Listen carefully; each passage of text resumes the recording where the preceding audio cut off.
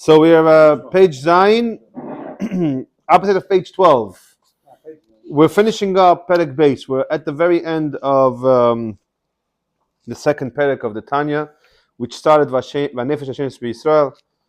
But before we begin, I'd like to dedicate this class for Refuah Shalema, for Arav Roy Yair Ben Chagit, and also Latinok Shmuel Ben Naomi Reizel, Shalem Refuah Shalema, Zchus Halimud HaTorah. תגיד בבקשה. מיכאל בן דינה, שיהיה בעזרת השם רפואה שלמה לצורך שאר חולי עם ישראל. אוקיי, בזכות גם כן יום ההילולה של today is יום ההילולה of the Rambam, Rabbeinu Moshe ben Maimon, and as he finishes up his Yad HaChazaka Rambam, his 14 books, he says באויסה הזמן, which is referring to Mashiach's time, לא יהיה לא רב, לא מלחמה, לא תחרות, יהיה הכל טוב. So בעזרת השם we should be zoicha to have all goods and no one has to suffer anymore with Bias Mashiach Tzidkenu. Quick recap. The recap is that we started like this. So the first chapter was the Nefesh HaBahamis, that we all have an animalistic soul, and it's basically a very selfish, self-pleasured, self-driven type of soul, neshama.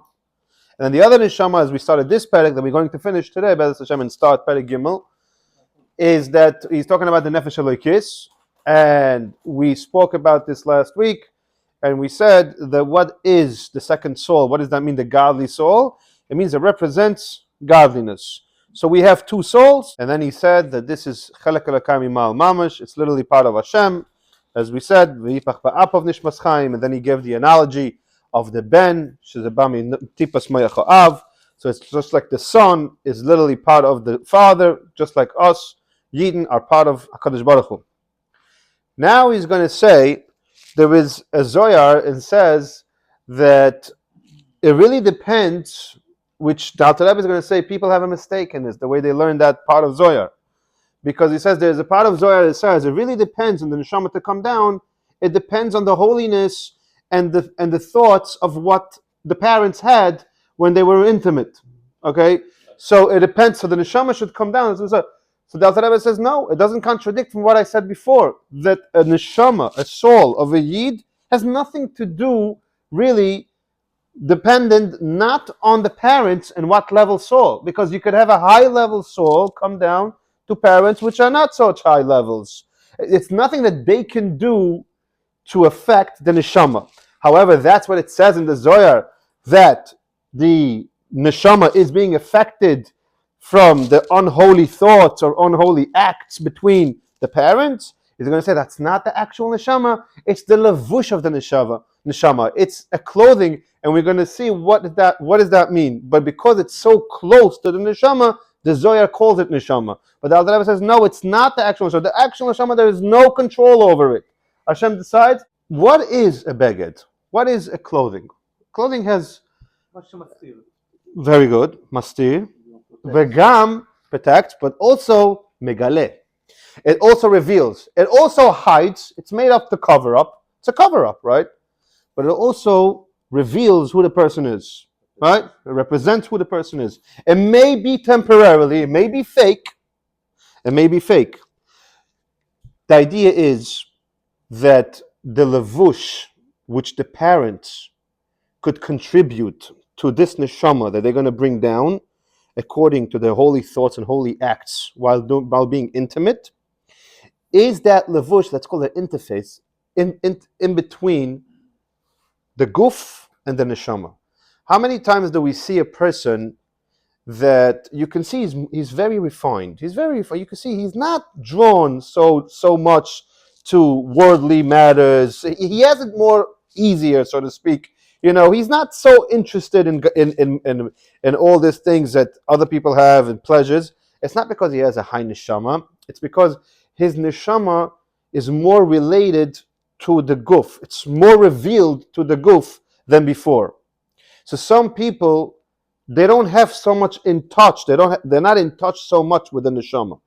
The guf hides the neshama.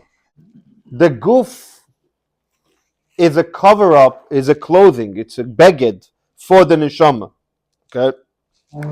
Now, sometimes, in a way, this beged could be very, very coarse. It's not refined. And it's very coarse. The child, the person growing up will have a harder time to relate to his neshama. That doesn't mean that the level of the neshama is higher or lower. The level of the neshama is determined by HaKadosh Baruch Hu. Okay? What the levush that the Zohar is talking about that has to do b'shas tashmish when the parents are being intimate, they can contribute whether for their child should have it easier to relate to the neshama during his lifetime, or it could be harder. It doesn't mean that it's impossible. Of course, he just has a little harder time. How can they contribute? Because if they were not holy, or they were not whatever holy thoughts, holy acts, so that's why it's very important for us, and still in the parenting age, to be mindful, or us that's getting married, to be mindful of what we're doing. What we these are acts. These are serious acts. Yeah, these are worldly acts, but these are very high, holy acts also. Okay, so we're up to right after the parentheses. It says Umasha Kasav Bezoyer Bezoyer Chodesh. You see on page Zion, the opposite of page 12. Umasha Kasav Bezoyer Bezoyer Chodesh. This is what it says in the Zoyer Bezoyer Chodesh. Shu Ikar Tolui Shi Kadesh Asmei B'Shas Tashmish Dafka. That it seems here that it really depends on the parents what they do b'shas tashmish when they're intimate. But the non-learning people, right? Bnei Amaretz, what's it called? Illiterate people? Yeah. Bnei Amaretz.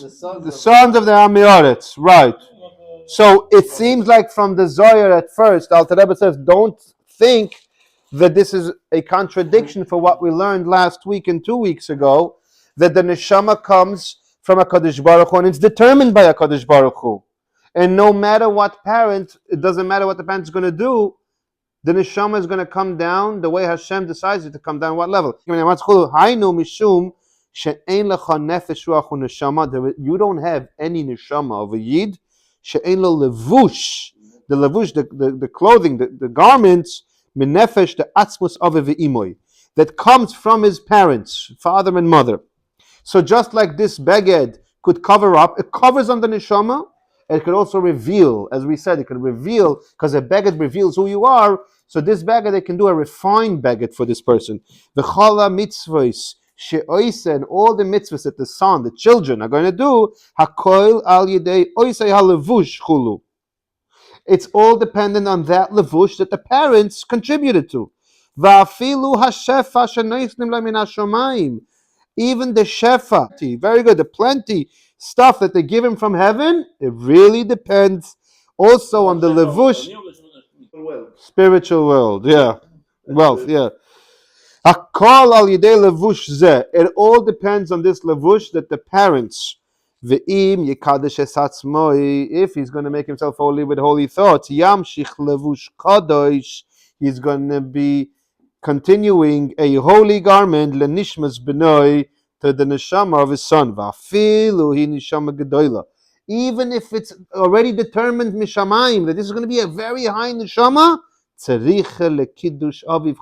his father still, his parents still need to do it the right way to help him out. Again, not chas v'shalom to say that whoever chas v'shalom parents did not do it in the right. How many people everybody needs to be aware of course, taharas hamishpacha, right? It's a fundamental, right? Chala, nida, and neros. Thank you. Yeah, so that's the three fundamental things of a Jewish lady, right? So now, Chana, exactly. Chala, nida, and adlakas neros for Shabbos. So it's of course everyone needs to be aware of taharas hamishpacha, but that doesn't mean that someone that their parents wasn't in taharas hamishpacha, that the son is doomed. No, It means just going to have a harder time.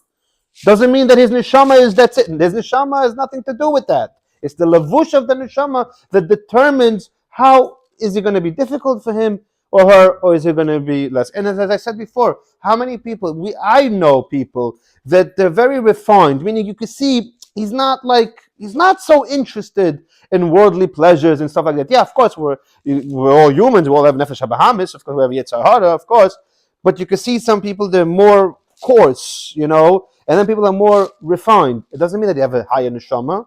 It just means that the levush of the neshama, which means that their goof is more in touch with the neshama. It's more revealed. This beged that they have, this spiritual beged, spiritual clothing that they're wearing right now, is more in touch with the body versus someone who their parents wasn't so holy or holy thoughts in time of intimacy, then their neshama, their levush, the clothing of their neshama, isn't so in touch with the guf. The guf is really covering up heavily. Aval neshama atzma, but the neshama itself, hine lefamim nishmas adam gavoya le'ein ketz. Sometimes you could have a person, a very high neshama, ba liyois benoy shel adam nivze v'shafel chulu. It says dafka. Sometimes you'll have the low the Torah, K'mashakasav Arizal, and the Arizal Sirot Kol Ze Belekutei Torah, which is in Arizal, Pashas Vayera Ubetame Mitzvahs Pashas Bereishis. Over there, finish with Perek Beis. Perek Beis, we learned that the Nefesh Hashenis BeYisrael Yichelek Lekami Mal Mamish. We know what its essence. Its essence of the neshama of a Yiddish neshama is literally part of Hashem. Now we're going to continue that each neshama